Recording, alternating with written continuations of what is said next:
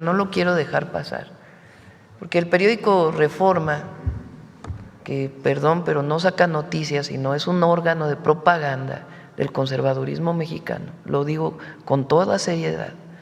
Hoy saca esta nota en 8 columnas, una ocupación temporal en estos casos de emergencia. Que la empresa privada tenga una planta de generación y diga que no puede atender la emergencia, entra CFE a operar esa planta. Eso es lo que dice ese reglamento. Nada más pon como estaba el anterior y porque es tendencioso, por eso digo es propaganda, no es noticia, no es información. 2014, ley de hidrocarburos, actual ley del sector hidrocarburos. En relación con los permisos que se refiere esta ley, autoridad que lo haya expedido podrá llevar a cabo la ocupación temporal, la intervención o la suspensión a fin de garantizar los intereses de la nación en el entendido de que quedarán salvaguardados los derechos de terceros. Ahora dice, la autoridad que lo haya expedido puede llevar a cabo la ocupación temporal o la intervención a fin de garantizar los intereses de la nación. Prácticamente es lo mismo. Claro, donde decía Comisión Reguladora de Energía, ahora dice Comisión Nacional de Energía, y algunas pequeñas adecuaciones donde decía, claro, cambian más cosas en la ley de hidrocarburos, que no tienen pues esta visión privatizadora que tenía lo anterior. Pero en este caso, en caso de emergencias, por eso lo traigo a colación, porque si hoy hubiera una empresa privada que se hubiera inundado, por ejemplo, o que hubiera tenido problemas para operar, entonces CFE, incluso en acuerdo con los privados, ocupa para poderle echar a andar y después se resuelven los problemas de pagos y demás de acuerdo, ahí dice, con la ley de expropiación. Pero no es que ahora el gobierno tiene la autorización para expropiar las empresas privadas, o sea, eso se llama mala leche, la verdad. Por eso digo, es un órgano de propaganda. No es, eso no es periodismo. Pero no tengo nada en contra del periodismo, esté a favor del gobierno o en contra, nada. El buen periodismo, el que informa, el que debate, el que nos señala. Pero esto, ¿dónde está la investigación periodística? Pero los vamos a pasar para que puedan ustedes hacer la revisión. Presidenta, buenos días. Javier Pérez de HCTV Noticias y Neurona Digital. En una entrevista, el señor Rubén Moreira habló sobre lo que es la ley de amparo.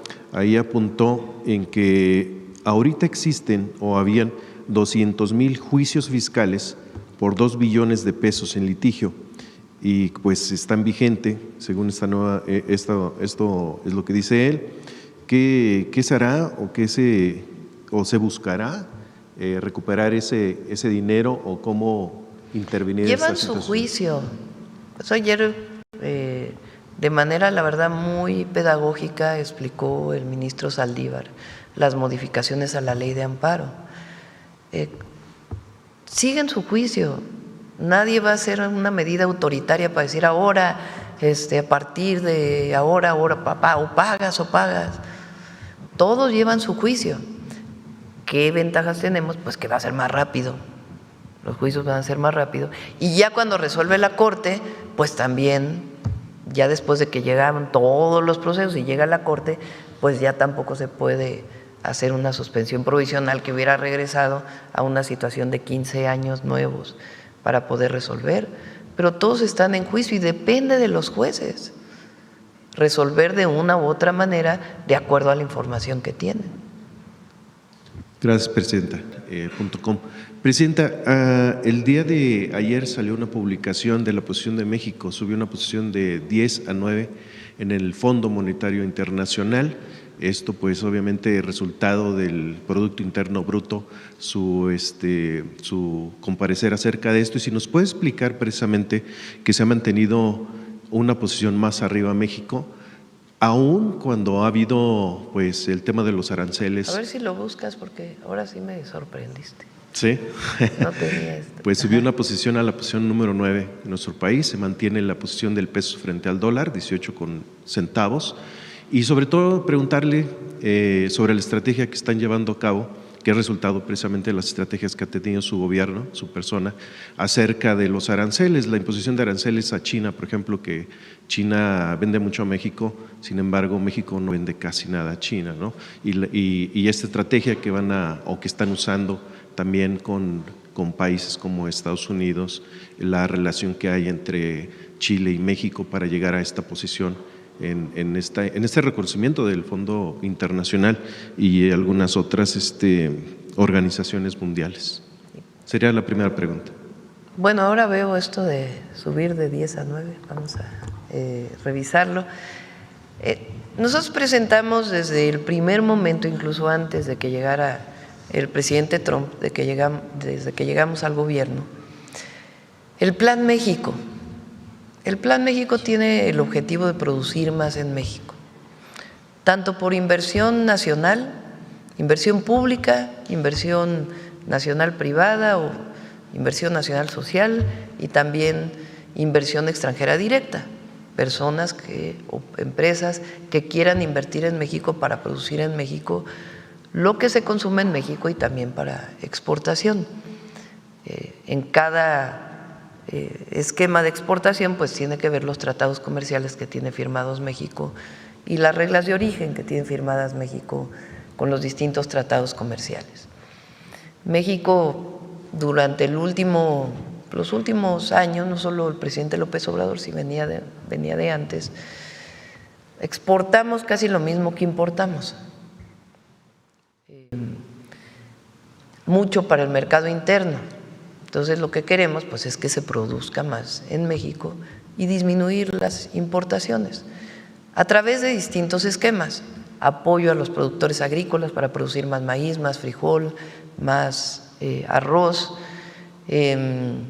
apoyo para poder ampliar la producción en distintas áreas que ya existen, aumento en la inversión en infraestructura por parte del gobierno y también, entre otras cosas, aumento en los aranceles.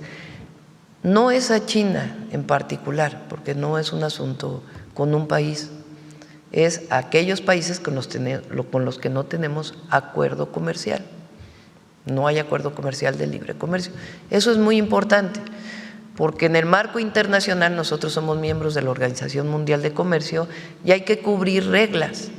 Y en las reglas de la Organización Mundial de Comercio se establecen esquemas para poder subir el impuesto a las importaciones para los países con los que no se tienen acuerdo comercial. Entonces estamos cumpliendo con las reglas y es para los países con los que no se tienen acuerdo comercial.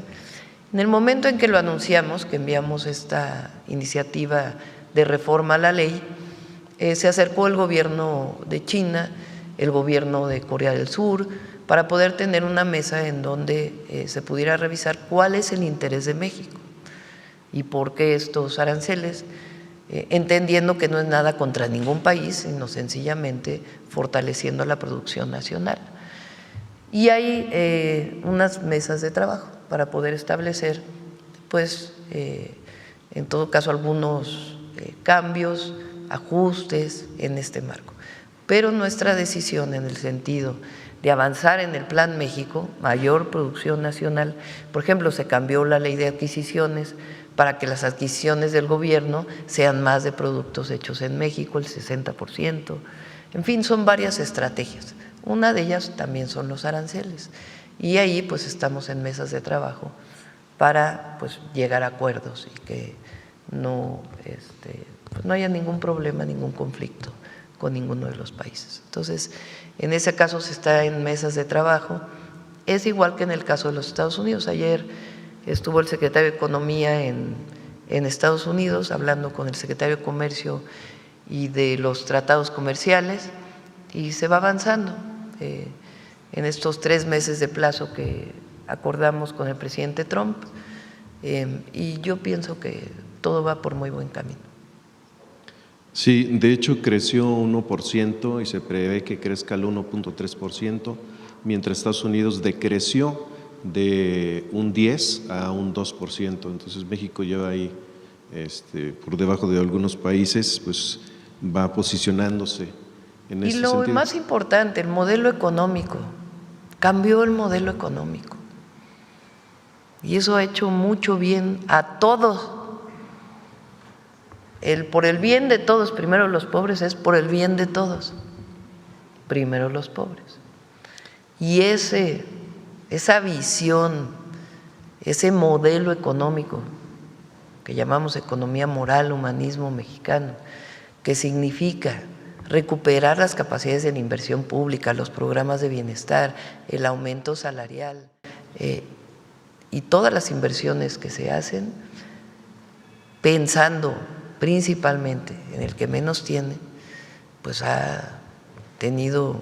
Y la otra, erradicar la corrupción y seguir trabajando para que en aquellos lugares donde todavía quedan problemas de corrupción, atenderlos, atacarlos y resolverlos. Ese modelo ha funcionado en México, por eso la gente está con el proyecto de transformación, porque ha funcionado. 13.5 millones de mexicanos salieron de la pobreza. En este sentido, Presidenta, ahora que he estado cercana al pueblo un poco más en estos desastres climatológicos, ¿qué le dice la gente acerca precisamente de este sistema económico? Si ha habido alguna persona que se ha referido hacia usted, su parecer de la población en este gobierno cercano al pueblo, ya que México se ve desde otras fronteras como un laboratorio de un nuevo sistema, no nada más político, sino económico a nivel mundial. Bueno, la gente en este momento, quien hemos ido a visitar, pues tiene muchas necesidades, ¿no? Yo creo que… Pero en todos los lugares no he tenido problemas realmente. Aquella discusión que tuvimos con un joven en Poza Rica, pues… Que por cierto ya salió una fotografía… Que por cierto, sí, ahí están sus fotografías y también… Ayer se publicó también una red que en realidad pues no es cierto del número de estudiantes desaparecidos que mencionaba en ese momento. Pero digo, más allá de ese tema, que además no tengo problema en hablar con cualquier mexicano y mexicana, ¿a qué vamos a escuchar? Vamos a escuchar para ver las necesidades y atenderlas. Y en ninguno de los lugares ha habido problemas. Inclusive al revés, lo que les decía, la generosidad de la gente en medio de esta situación pues es enorme. Entonces vamos saliendo y vamos a estar atentos hasta el último momento que todos los mexicanos y mexicanas que tuvieron afectaciones puedan ser atendidos, atender toda la infraestructura. Y también que ahora todo el tema es que no hay prevención en México. México es uno de los países con mayores sistemas de prevención en términos de sismos, incluso los alertamientos de Comisión Nacional del Agua, del Meteorológico Nacional.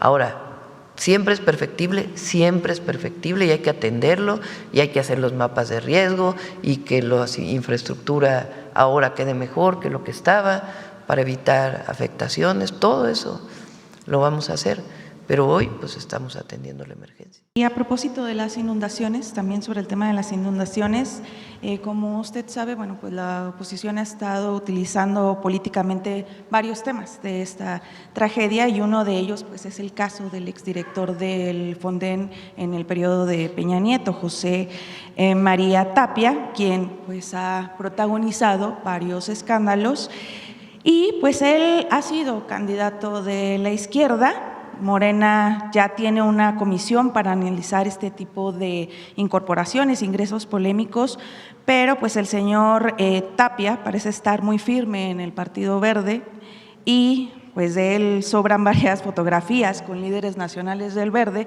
y preguntarle qué reflexión tiene sobre este tipo de incorporaciones y particularmente sobre el caso de del exdirector del Fonden. Bueno, yo creo que Morena hizo bien en formar esta comisión, que no dependa de una u otra persona invitar a alguien de otro partido a ser candidato, sino que pues lo revise una comisión y que la comisión, pues de acuerdo a la historia de la persona, tome la decisión. Yo creo que hoy hicieron eso en su consejo y pues me parece bien, yo creo. Para las próximas elecciones deberían de tener un mejor filtro y de que los candidatos, aunque sean coaliciones, no tengan este tipo de señalamientos. Pues a mí ya no me toca esa parte, pero me parece, sí puedo opinar, me parece muy bien que la actual dirigencia de Morena haya decidido, pues por personas que se han integrado, que a lo mejor debería de haberse revisado con mayor detalle, pues que ya no sea la decisión de el presidente, el secretario general, la organización o de solo el comité ejecutivo, sino una comisión que haga un análisis de quién puede ser candidato de Morena o de las coaliciones. Primero, sobre el tema de las refresqueras, Presidenta.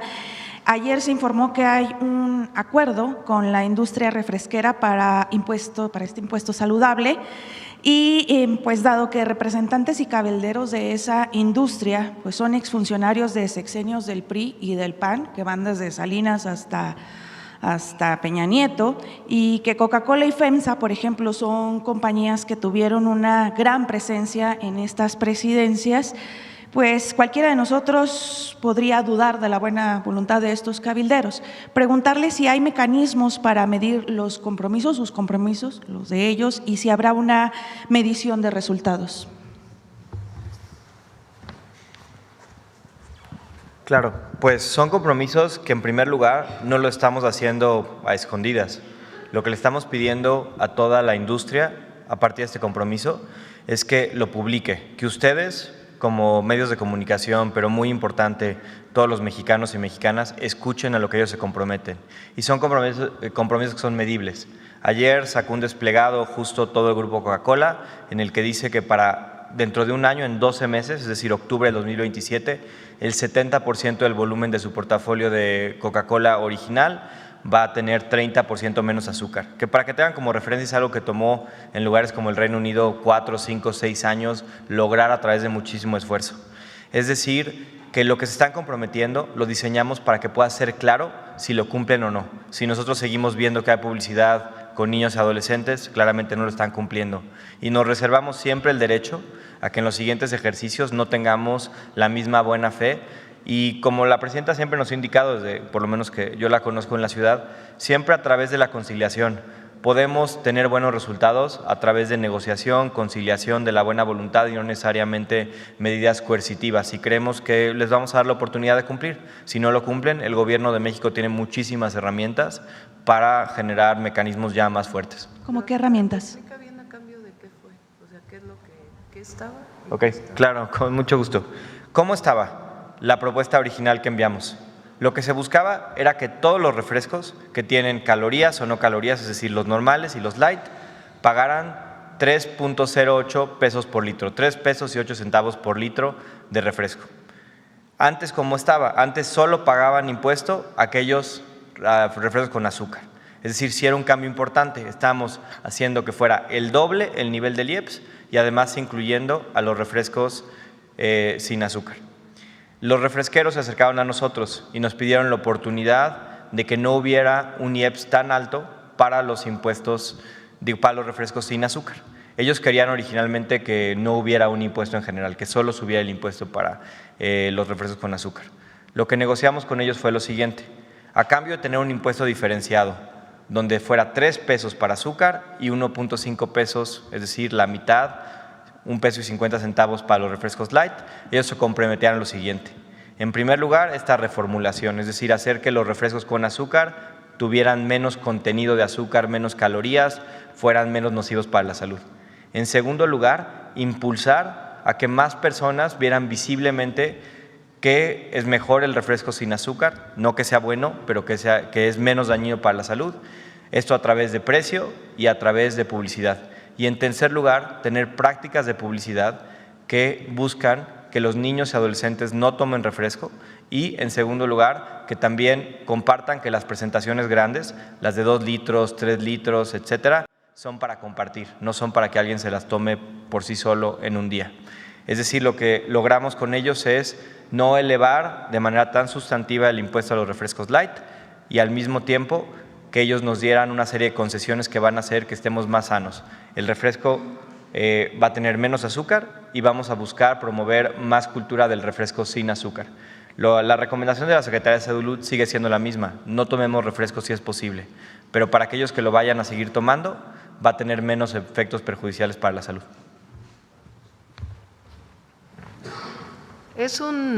Porque es importante, no es un asunto de que estuvieron cabildeando y a partir del cabildeo. El objetivo, siempre lo dijimos, era reducir el consumo de refresco. Que si una persona toma una lata diaria de refresco, el incremento, pensando en una lata normal, el incremento pues iba a representar 30 pesos al mes, porque es 1 peso por lata. Entonces, en vez de tomar 30 latas de refresco al mes, pues serían 29 con el precio que tuviera, o 28. Ese era el objetivo, no recaudar, sino sencillamente que se consuma menos bebida azucarada. ¿Qué dan? O sea, ¿qué se obtiene? 30% menos azúcar en los refrescos. Claro que se va a revisar por parte de COFEPRIS, no es nada más yo te propongo y después no se cumple. COFEPRIS tiene que medir que en efecto, en el momento en que se comprometen, tiene 30% menos de azúcar. Pidieron que se quitara el IEPS por el 30% solamente para las bebidas que no, las que se llaman cero o light, de dieta. No es para la bebida azucarada. Y para esas, en el pasado se había aumentado un poco el IEPS del refresco y las bebidas light no lo tenían. Sin embargo, las refresqueras que hicieron equipararon el precio, entonces le metieron una ganancia mayor al refresco light porque ese no tenía el impuesto.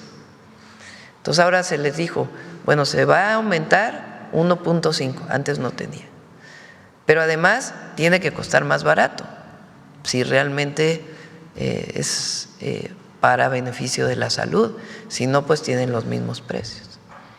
Entonces es finalmente el objetivo es disminuir el consumo de refrescos y evitar mayor diabetes, hipertensión, obesidad en la población. Entonces no tiene nada que ver si quien está ahí era del PRI antes o sigue siendo, no lo sé, sino el acuerdo al que se llega, que es transparente, que se informa a la población y que finalmente tiene el objetivo de reducir los impactos de las bebidas azucaradas en la salud.